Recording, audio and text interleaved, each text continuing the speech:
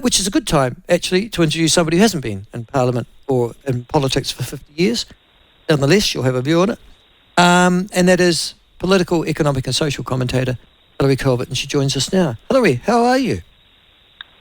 Oh, I'm just peachy, thank you. 50 years, actually. I was just thinking, oh, my God. So next year, when Winston Peters is still the Minister of Maori, Foreign Affairs, there'd be nobody with that legacy, would there, in New Zealand? Currently, certainly not. No. It does remind you of why he's such an able politician. Yes, it does. That he has got experience that other people really don't have, and they might be lacking what he's got, but it's because they just, well, it's at least partly because they just haven't been around like he has. It wasn't his first rodeo, as he keeps on telling people from time to time. No, it's remarkable. And the number of times he's been knocked down, you think about it, he lost in 75, well, obviously he lost to Northern Maori.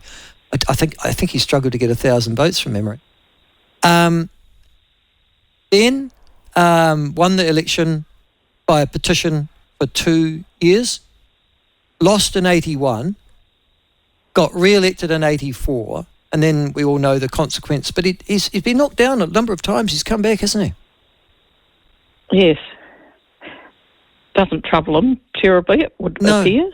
No. I mean, Joe Biden's got nothing on him at the end of the day. Your thoughts about the National Party conference over the weekend? I was thinking I concentrate on the maths statement being made, and I think that's really encouraging for a variety of reasons. I think it's on one level depressing, those stats, and whether they're accurate or not accurate doesn't make any difference. We know that they're failing, and we know that we didn't know how much they were failing, and we know that nationally we don't know anything much. We know, as you would know, you will have had reports home about how your kids are doing at school. Those reports aren't saying somewhere between 30 and 60% of your children are failing. No. I don't know what they would have said. In my case, when I was at school, they said could do better, could try harder or whatever. But whatever they say, your kids' stuff doesn't say they are failing. We have failed them. So, but what I really think is very positive about what the government is proposing to do is that they're proposing to apparently get workbooks so as that the teachers can follow them and teach the kids. Now, that seems to me a jolly good idea, because that way the grown-ups can start knowing things themselves, because obviously they've been struggling as well. And that's a good thing. I remember I was back in the day teaching the postgrad law students. They have a sort of practical course after their standard university course, where they are taught something about how to do paperwork and some ethics and things. You wouldn't think it was some of them. But I taught them at the beginning when they started teaching that. And we got sent the things that we were teaching. And I hadn't done much about court things, so all that was reasonably new, and the practical side of that. The important thing, though, was that we got sent them sometimes the night before, and we taught them the next morning. And if you can teach things, that's quite a doable thing. You can be sent something and teach it tomorrow morning. So if you're any decent sort of teacher, you'd have thought that a teacher who knows anything about teaching could get a work plan booklet thing and teach it to the pupils, even if they only got it the night before. I agree. I mean, how hard is it to do that? Reinforce their own maths if their own maths is a bit dodgy, which apparently a lot of them are. Listen, I was exactly the same as you. I taught medieval history, for God's sake, and medieval religion at university. You're absolutely right. We get the things, you go, right, you have a bit of a background to it, and you go out there and you teach it. And you're right. It didn't require 3 years at Teachers College for us to be able to tutor either you or me, you law, me medieval history, at university. So why on earth would it require a school teacher to be able to teach them the times table, for God's sake, in year 3? I mean, how hard is that? Yes. So that seemed to me a jolly good way of the government just saying, look, we'll send you the workbooks here. You don't need to reinvent history. Just get on with teaching what I'm putting in front of you, Mm-hmm. you know. And that means that the teachers, who are quite clearly struggling themselves, have some confidence in what they're teaching. So, you know, you used to have, didn't you, older kids teaching younger kids. You know, way back in the day, you would have had people who were you did 14, usually girls, teaching school entrance.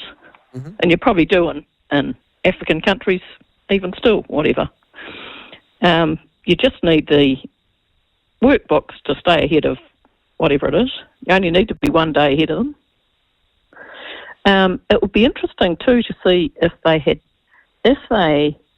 any amount of the enthusiasm with which they've introduced Maori history and science. If they used that enthusiasm to introduce maths. Actually, isn't that no, boy? You've struck on something there. You're absolutely right. Absolutely right. Where's the curriculum for Mātauranga Māori and Te Ao Māori, etc.? It's spot on. Yeah. So it turns out we can do things that we didn't know anything about yesterday, if we want to. So off you pop. You know what you're doing. Get on with it. Or if you don't know what you're doing, tell me you're a heap of crap, and I'll, act accordingly. Whatever. You won't have heard, but this morning, just after 10:30, I had the head of the Auckland Primary Schools Association on the show this morning. He's a yes, I did. Yeah. Oh, yeah.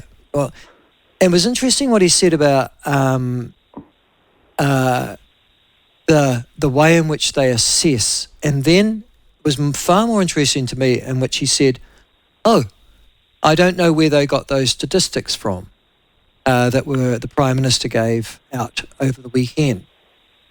And I thought that was a fair question to ask. Yes, where did you get that from? What are those statistics based on? And I hope the media are following that up again today. But the thing that struck me was that he didn't know, and certainly you would presume in his recent history, that any such national standards or statistics were gathered. And you just go to yourself, don't you? So what's the Ministry of Education been doing, or the previous Department of Education, for the last 20 years, if that information wasn't being nationally gathered for that particular age group? And if you weren't gathering it, how do you get any report cards home at school? If your own school wasn't gathering it, you can understand that you mightn't have gathered it nationally, in which case you would expect that the ministry could say to each school, give me your stats. Yeah, but again, this is the crazy part to me. There are you might not know this, but there's 2 standardised tests that I always use all the time. There's one called PAT tests, you would have heard of those. Yeah. And there's another one, I think, for the maths called EASTL. They're standardised tests. They've been used in New Zealand for, 20, 30 years. And teachers are meant to utilise them to assist them in their teaching practice. In other words, test the kids have learned this, and if they haven't, we'll go back and do that again, because you've got those standardised tests. The big thing that strikes me is that they've been around for 20 or 30 years. Why haven't they been gathered at a national level? I'm guessing because we had this here up our asses about that smells of standardised testing, and it was philosophically disapproved of. Well, if that's the case, okay, so let's just follow that logic through, because I've thought about that one too. So if standardised test is evil, and it turns children into successes and failures, and apparently kids can't stand the thought that they mightn't have passed anything because they lack resilience, so they'll end up in screaming messes, then why is it okay at NCEA level 1, 2 and 3, to impose a quite significant regime that says achieved or not achieved, and then gives out a series of grades from not achieved, achieved, merit, and excellence, or high mark, or whatever. I mean, it doesn't hold, does it? I mean, so we assess all these people once they get to be 15, 16, 17, 18, and we say, oh, you're a failure. Oh, no, you're not. Oh, you're really bright. And then, but we're not going to let you know before then. So you're under this false illusion about what you know or you don't know, until bang, you strike, presumably, your first NCEA assessment or your first external test. Well, no, because they can cover up those cracks too. They can say,